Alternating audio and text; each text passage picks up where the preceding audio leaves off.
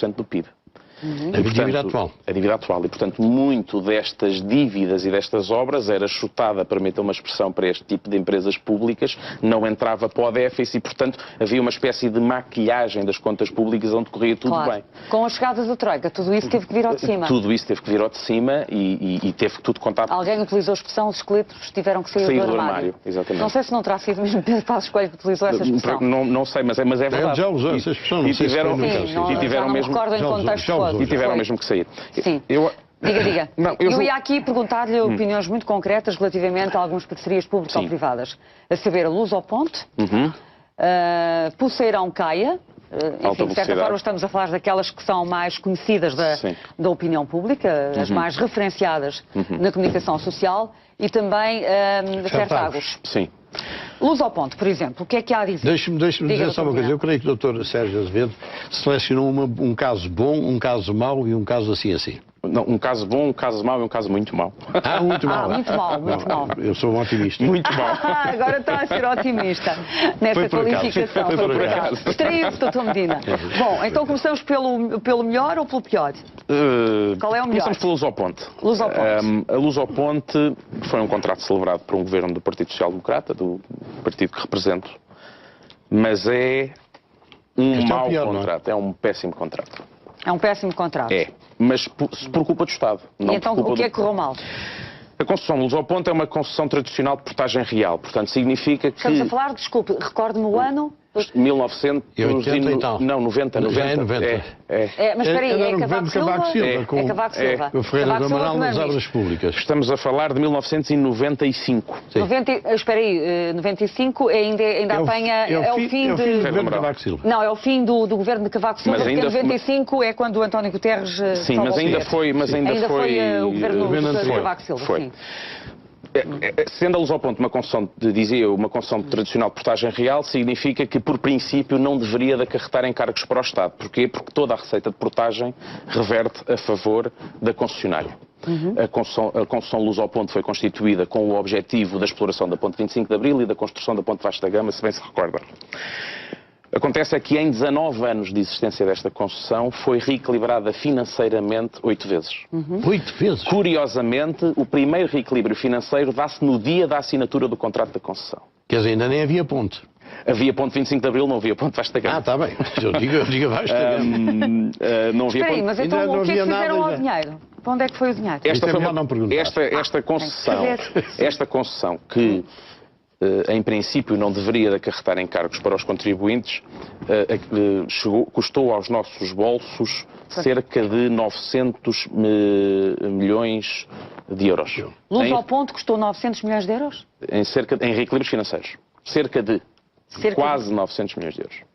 880 e pouco. Portanto, com esses reequilíbrios financeiros. Ou seja, de vez em quando alguém dizia que era preciso meter lá dinheiro. Em cada reequilíbrio 100 milhões.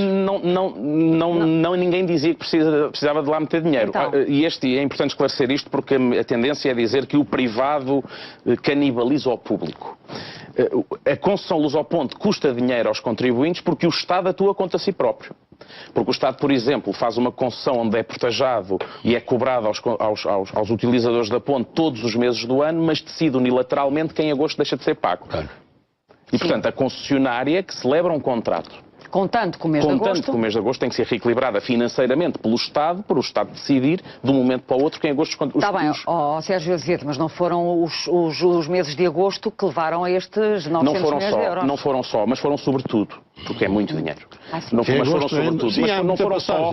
Houve 9 reequilíbrios financeiros, tem a ver também com a constituição de um gabinete de projeto para a nova ponte Vasco da Gama. Enfim, de todos os reequilíbrios financeiros que fizeram por decisões unilaterais do Estado, e isto é que era importante frisar, custou aos contribuintes portugueses quase 900 milhões. Portanto, Luz ao Ponte é o caso pior.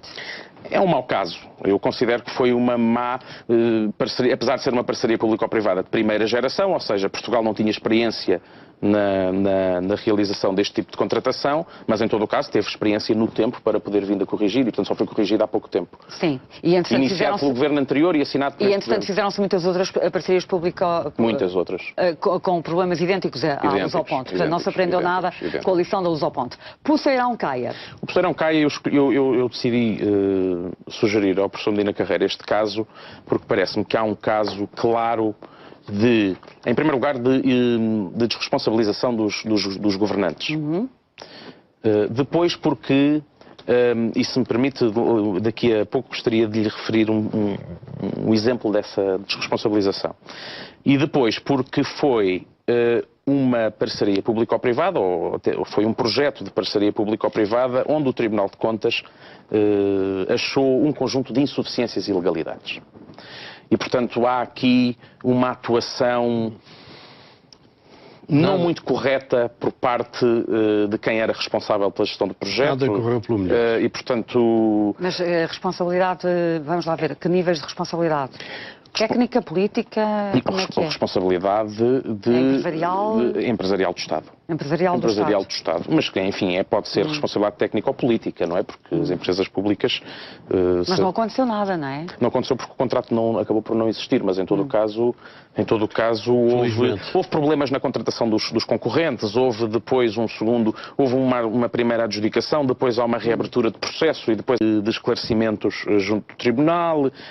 O próprio Tribunal diz que foi uma parceria público-privada com insuficiências e ilegalidades, sobretudo, sobre a falta de informação sobre o cabimento orçamental do contrato, sobre a violação de regras no procedimento de escolha dos concorrentes, sobre a violação de regras do princípio da concorrência e da igualdade e para ilegalidades nos efeitos do contrato por regular matérias que não são de disponibilidade das partes.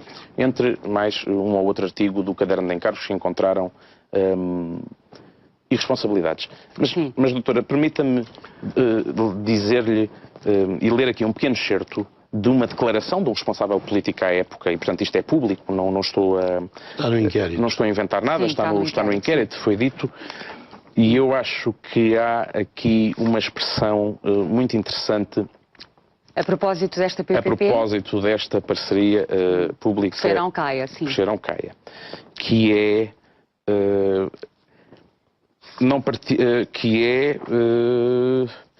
Quem quer comprar uma casa e não tem dinheiro para pagar essa casa durante os 6 meses ou 1 ano, que leva a construí-la, tem de encontrar uma outra solução que não seja ir ao seu orçamento. Assim como o Estado não pode ir ao orçamento do Estado buscar verbas. Portanto, pode pedir emprestado ao banco, o banco empresta e o senhor manda construir a sua casa. Essa é a solução. Se vai ao banco, é a empresa concessionária, quem fica a dever é a empresa concessionária e não é o Estado. Mas o Estado tem que lhe pagar X por ano, sendo o seu encargo anual de determinado montante. Este pedir dinheiro emprestado, esta noção que existia e que vigorava na altura, que é desorçamentação, não é? É o espelho de como os sucessivos governos encararam as parcerias público-privadas ou este modelo de contratação para realizarem obra e, portanto, vamos pedir dinheiro emprestado porque queremos, aliás, comparar uma obra desta natureza com o pedir dinheiro emprestado para comprar uma casa só por si é questionável. Sim, claro, que estamos a falar de verbas completamente distintas. E estamos a falar do dinheiro dos contribuintes, que é um bem cada vez mais escasso. E nós não compramos casas com os bens dos contribuintes, ou pelo menos não devemos fazer. O problema é que não se tinha a noção, não é, Dr. Medina? Não se tinha a noção. Não, eu acho que os últimos anos, iria acabar. Nos últimos anos parece que toda a gente que mexia em dinheiro público enlouqueceu. Bom, eu tenho dito várias vezes, porque não é só neste domínio de despesas de capital. De 2008 para 2009, lá está um ano eleitoral, só as prestações sociais custaram 3,8 mil milhões de aumento. E o pessoal, 700 milhões, quer dizer, aquilo em que este governo está a tentar mexer em salários e em prestações sociais, num ano subiram 4,5 mil milhões. Mas agora estamos a falar das PPPs. Não, mas não é isso, mas é para se perceber que este desvario não foi só nestas matérias de obras. Foi um desvario naquilo que é mais difícil. E é por isso que, digamos, a pré-falência do Estado Social foi acelerada. Está bem, mas uma coisa é o dinheiro das pensões, outra coisa... Você dá-me a liberdade de ter opinião, sim, não dá? Está bem, mas outra coisa... Porque as pessoas fazem muito esta diferença. Não, as pessoas têm que perceber que isto foi um desvario global. Porque enfim, isto vai aos poucos, mas as prestações sociais subirem 3,8 mil milhões num ano é uma barbaridade. barbaridade. Sérgio, e relativamente à Fertagos? A Fertagos, eu escolhi a Fertagos porque a Fertagos, apesar de algumas dificuldades iniciais, sobretudo que se prenderam com o desfazamento em alguns valores de tráfego, e aqui notamos a fraqueza do Estado, que aceita que sejam os privados a fazer os seus próprios estudos de tráfego, que servem de base das suas remunerações. Apesar dessas dificuldades iniciais ultrapassadas, a Fertagos hoje é uma parceria público-privada que eu considero uma boa... O que é que faz? É um comboio da outra banda? É o comboio da ponte. É uma boa parceria público-privada porque não trazem cargos para o Estado e, portanto, é sustentável. Poderá vir até entregar dinheiro ao Estado nos anos muito próximos. E, portanto, parece-me que teve algumas dificuldades iniciais, é verdade. Mas depois equilibrou-se. Mas equilibrou-se. E custou pouco dinheiro aos contribuintes, mesmo em termos de reequilíbrios financeiros. Pouco dinheiro é relativo, mas comparado com outras... Claro. Porquê que não fala aqui do Metro do Porto? Porque o Metro do Porto não foi uma parceria público-privada celebrada pelo Estado Central e, portanto, não foi objeto de análise e eu não a estudei. Estou a compreender. E, portanto, eu não falo dela porque não a estudei. Porque o Metro do Porto também, como sabemos... É uma parceria público-privada, julgo que municipal. Intermunicipal, mas também envolta numa grande polémica. E essas parcerias, eu confesso que não me debrucei. Eu debrucei-me só sobre as parcerias rodoviárias e ferroviárias do Estado Central e, portanto, não. Mas deixe-me dizer, se me permite, já que me falou no Metro do Porto... O Metro Sul-Tejo, que é outra parceria público-privada que fez o Estado, que é o metro da outra banda, custa aos portugueses tem um custo de utilização 9 vezes superior ao Metro do Porto e 5 vezes superior ao Metro de Lisboa. 9 vezes? Portanto, já que falou no metro um custo de passageiro por quilómetro. Mas porquê? Porque há poucos passageiros? Sim. Tem pouca procura e, portanto, tem este custo 9 vezes o Metro do Porto. Essa parceria nunca devia ter existido. Provavelmente não. Sem procura, não é? Não faz sentido nenhum. Sim, mas aqui entra outro fator muito interessante, que é a pressão política. Claro. Até a pressão política autárquica junto também do Poder Central. E, portanto, isso é indissociável também destas construções todas. Doutor Medina. Não sei agora que ponto é que achariam melhor... Os desvios entre as previsões e as concretizações e as negociações. No fundo, os vícios, as dificuldades, as falhas, os equívocos, no fundo, suponho que a inventariação desses pontos é o mais importante. Sim. Para se perceber, de facto, o que é que se passou. Eu julgo que o Estado concedente, portanto, o Estado que se propõe a fazer uma parceria com um privado, na minha perspectiva, há 6 critérios que deve cumprir. O primeiro é a obrigação de prestação de serviço público. O segundo é o orçamento para assegurar essa prestação de serviço público.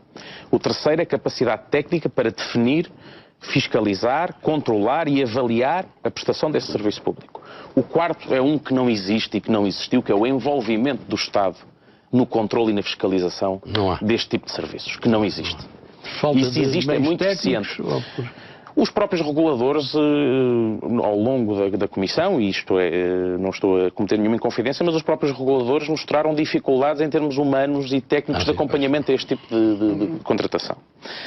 Acho que há um fator essencial no Estado Central que quer resolver quer adotar este tipo de contratação, que é a imunidade à pressão.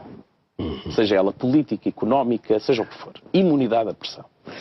Porque a falta dessa imunidade e a aceitação a essa pressão é que faz, sobretudo, com que estes reequilíbrios económico-financeiros existam. Não é? E depois a capacidade e a autoridade, e eu acho que aí só passando pela Assembleia da República, para assumir encargos desta natureza, sobretudo montantes futuros e inscrições futuras no Orçamento de Estado.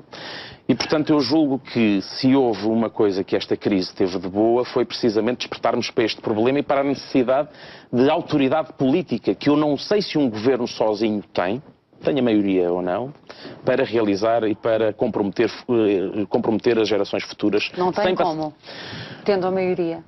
Mas acho que tem que passar pela Assembleia da República, tem que ser uma discussão muito mais alargada para isso. O Dr. Judito Sousa, ele tem maioria para 4 anos, não tem maioria para nos comprometer financeiramente 40. E eu acho que aí deve haver um envolvimento da Assembleia da República e, quem sabe, também do próprio Presidente da República. E, portanto, aí têm que ser chamados todos os órgãos de soberania, a pronunciarem-se. Claro. Ninguém pode assumir compromissos para 40 anos, é difícil fazer isso, é difícil. E, portanto, até 2007 assistimos muito, eu acho que a partir de 2007 é que a Assembleia da República começa a despertar para este problema, Sim, é que o endividamento público tem de passar pela Assembleia. Bom, isso era a forma habitual de endividar o Estado e, por conseguinte, havia essa intervenção democrática de autorização.